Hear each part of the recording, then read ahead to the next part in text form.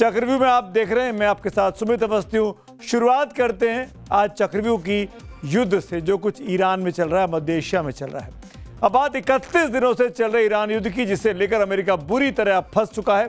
एक तरफ अमेरिका इस युद्ध को खत्म करने के लिए बातचीत का ड्रामा रच रहा है, तो दूसरी तरफ भीषण तबाही लाने के लिए अपने सैनिक ईरान की जमीन पर उतारने की प्लानिंग कर रहा है। दरअसल ट्रंप को भी समझ में नहीं आ रहा कि अब ये युद्ध खत्म कैसे होगा। इस सबके बीच सबसे मजाकिया बात यह है कि युद्ध को रुकवाने के लिए पाकिस्तान बड़ा दावा कर रहा है। पिछले 48 घंटों में किस तरह ईरान युद्ध की रणनीति पल पल बदली है, इसकी एक झलक देखिए।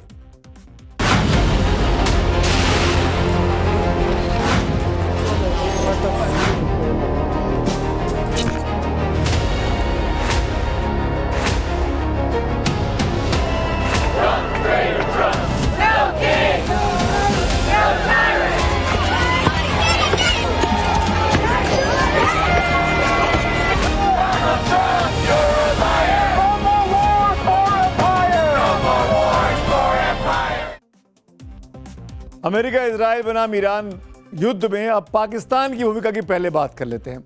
मान न मान, मैं तेरा मेहमान, यही हाल आजकल पाकिस्तान का हो गया है, जो खुद को ईरान युद्ध में शांति का सबसे बड़ा दूत बताने की कोशिश कर रहा है।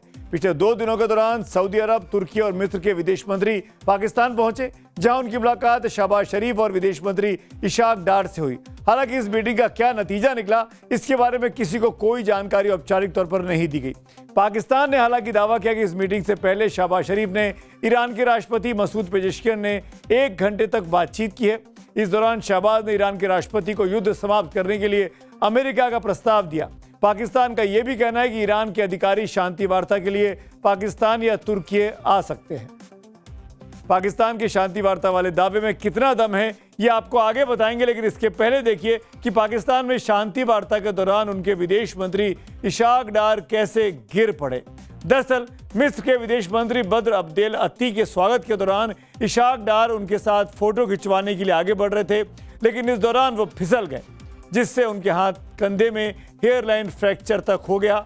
इस वायरल वीडियो को लेकर पूरी दुनिया के लिए पाकिस्तान का अब मजाक उड़ाया जा रहा है। एक तरफ पाकिस्तान शांति वार्ता के दावे कर रहा है, लेकिन दूसरी तरफ ईरान ने इस बारे में पाकिस्तान का नाम तक नहीं लिया। शहबाज शरीफ से बातचीत के बाद ईरान के राष्ट्रपति ने एक पोस्ट किया है। हमने बार बार कहा कि ईरान पहले से हमले नहीं करता है, लेकिन अगर हमारे बुनियादी ढांचे या आर्थिक केंद्रों को निशाना बनाया गया तो हम कड़ा जवाब देंगे। सबसे बड़ा सवाल यह कि आखिर ट्रंप ईरान युद्ध को लेकर शहबाज शरीफ पर इतना भरोसा क्यों कर रहे होंगे। जो पाकिस्तान पूरी दुनिया में शांति खत्म करने के लिए आतंकियों को पालता पोसता है, बढ़ावा देता है, आतंकवादी संगठनों को पनाह देता है, उस पर राष्ट्रपति ट्रंप इतना भरोसा क्यों कर रहे होंगे। आप भी ये सोच रहे होंगे, आप भी ये जानना चाहते होंगे। इसके पीछे आपको ट्रंप एंड फैमिली का पाकिस्तान में जो बिजनेस प्लान है वो समझना होगा। दरअसल पाकिस्तान ने अमेरिका के साथ पिछले साल वर्ल्ड लिबर्टी फाइनेंशियल के साथ एक समझौता किया था। वर्ल्ड लिबर्टी फाइनेंशियल एक ऐसी कंपनी है जिसमें ट्रंप के दोनों बेटों एरिक और डोनाल्ड ट्रंप जूनियर के अलावा उनके दामाद जेरेड कुशनर शामिल हैं। यानी ट्रंप के परिवार का इसमें 60% की हिस्सेदारी है। वर्ल्ड लिबर्टी फाइनेंशियल एक क्रिप्टो करेंसी चलाने वाली कंपनी है। डिजिटल करेंसी सिस्टम के लिए पाकिस्तान की सेंट्रल बैंक के साथ मिलकर ये करार कर चुकी है।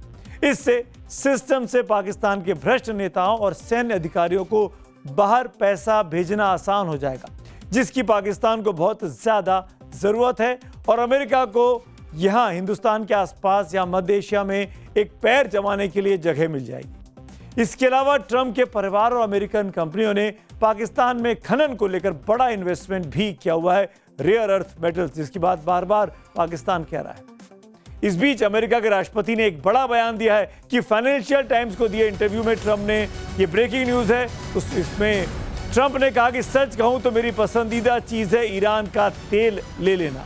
ईरान के तेल ठिकानों पर कब्जे के लिए अमेरिका के पास कई विकल्प आज भी मौजूद हैं। ट्रंप एक बार फिर अपना पुराना राग अलाप रहे हैं। इस बयान के बाद पूरी दुनिया को क्लियर हो गया कि ट्रंप का युद्ध रोकने के लिए शांति वार्ता करवाना एक नाटक दिखता है।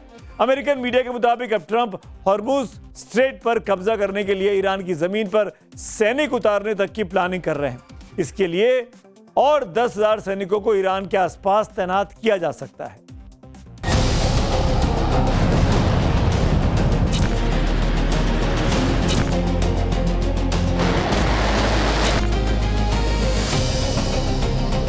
अब तक पता नहीं चला है कि ईरान युद्ध में कौन जीता और कौन हारा। अमेरिका रुकने को तैयार नहीं है और ईरान पीछे हटने को तैयार नहीं है। नेतन्याहू के कहने पर ट्रंप ने युद्ध तो शुरू कर दिया, लेकिन खत्म कैसे होगा ये किसी को नहीं पता। इसीलिए अब ये युद्ध अपने सबसे खतरनाक दौर में जा सकता है।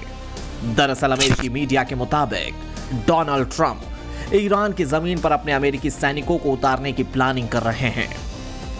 जिस युद्ध को ट्रंप 7 से 10 दिन में खत्म करने की सोच रहे थे, उसे आज 31 दिन हो चुके हैं।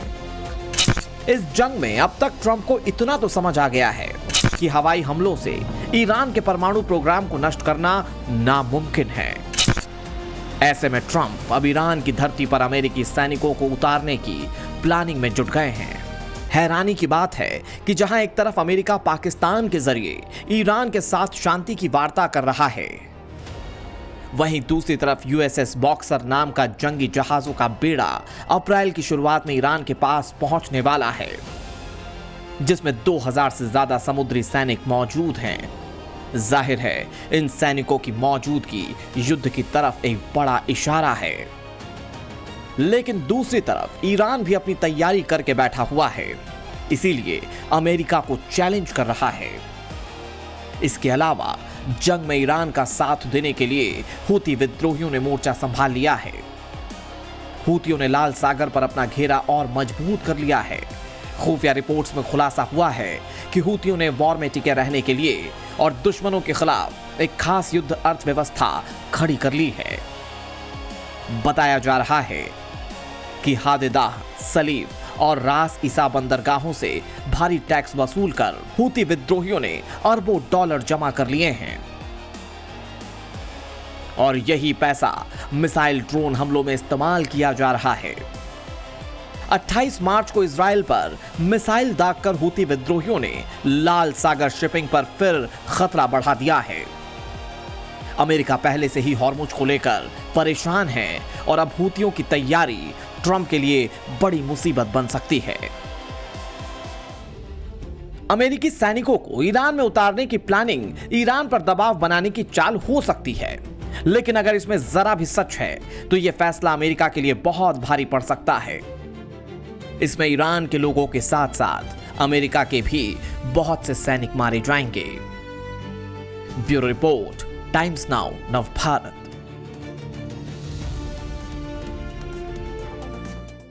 राष्ट्रपति ट्रंप के दिन अच्छे नहीं चल रहे। उनके देश में अपने ही लोग, उनके जिन्होंने उनको चुनकर भेजा था, वही लोग अब सड़कों पर उतर आए हैं। जबरदस्त प्रोटेस्ट निकला इस वीकेंड पर। अमेरिका में सड़कों पर जबरदस्त गुस्सा था। करीब 80 लाख लोग ट्रंप के खिलाफ उतरे और नो किंग्स रैली में शामिल हुए, यानी हमको राजा नहीं चाहिए। नो किंग्स का मतलब है कि अमेरिका में अब कोई राजा नहीं है, यानी ट्रंप राजा की तरह बर्ताव ना करें, अपनी मनमर्जी जो चला रहे हैं वो बिल्कुल भी एक्सेप्टेबल नहीं है। भीड़ देखिए इन तस्वीरों में, आपको समझ में आएगा कि अमेरिका में कितना अधिक गुस्सा है इस युद्ध के शुरू होने के 1 महीने के भीतर। और ये प्रोटेस्ट अमेरिका में एक शहर में नहीं हुआ, कई शहरों में इस वीकेंड पे शनिवार और इतवार को देखने को मिले हैं। और राष्ट्रपति ट्रंप इसको खारिज कर रहे हैं, ये कहते हुए कि ऐसा तो कुछ भी नहीं है। लेकिन 50 राज्यों में 3300 से ज्यादा जगहों पर ये प्रदर्शन किए गए। और ये सिर्फ अमेरिका में नहीं हुआ, दुनिया के और मुल्कों में भी अमेरिका के जो कॉन्सुलेट्स हैं वहाँ के आसपास भी इस तरह के ट्रंप के खिलाफ प्रदर्शन रिकॉर्ड किए गए। तो आज मेरे साथ इतना ही। चक्रव्यूह में अब आपके साथ मुलाकात कल शाम 6:57 होगी। तब तक के लिए शुभ रात्रि।